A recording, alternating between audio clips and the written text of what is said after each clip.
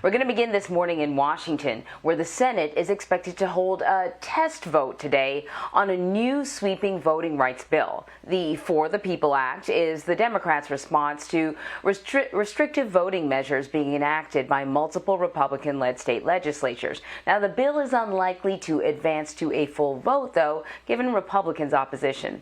Laura Podesta has the latest details on this. Laura, good morning. What can we expect? Good morning, Anne-Marie. Well, Republicans say that any of the changes that Democrats want to enact with this bill would essentially rig all future elections in Democrats' favor. So that's why Republican senators will likely stonewall any vote today using the filibuster.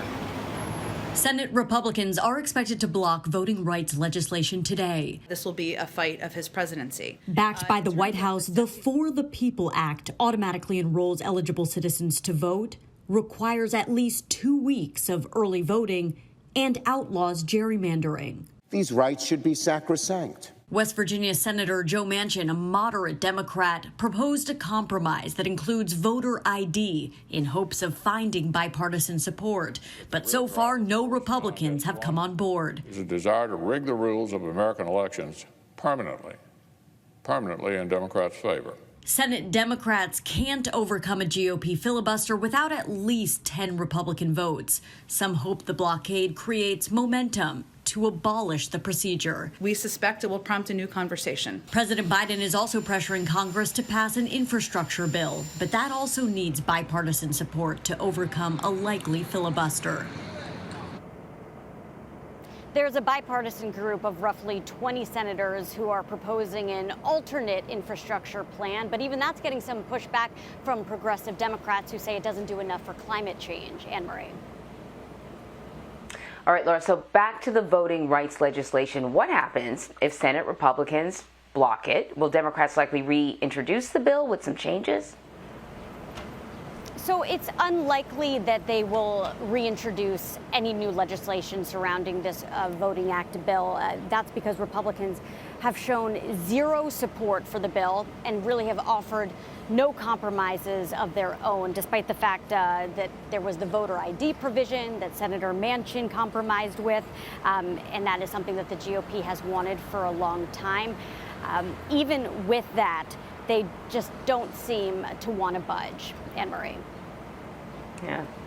And how does this energize the fight to abolish the filibuster? So a brief history of the filibuster. It is not in the Constitution. It's part of the Senate Rules Book. It wasn't even used until 1837, and it became popular in order to block a vote on a bill in the 1850s. It is a procedural move in which lawmakers debate or argue a bill in order to delay a vote on it. Last night, Arizona Senator Kyrsten Sinema, she came out with an op-ed in the Washington Post explaining why she is against abolishing the filibuster. She and Senator Manchin are the two Democratic faces of this position, but it's very likely that there are other Democrats who are against abolishing the filibuster. Activists hope that between voting rights, between the infrastructure bill and many other goals, that enough of these bills, if they are blocked by the filibuster, it may help flip those senators who right now want to keep it in place in order to get any legislation passed. I'm also thinking that there are plenty of Republican senators out there who believe if and when they get control of the Senate and the House, that they too will want to get their legislation passed, and a filibuster would be an obstacle to that. Anne-Marie.